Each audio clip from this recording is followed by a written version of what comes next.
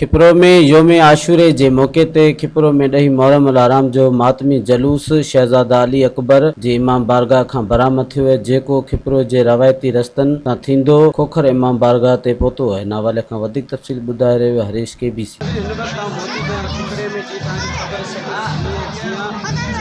पाकिस्तान हज़रत इमाम हुसैन अलैहिस्सलाम ऐं उन्हनि जे जानसार साबित बेटा पेश कई पियो जे मुसलमान बारगाह में जेके रवायती रस्तनि ते रहंदा हुआ।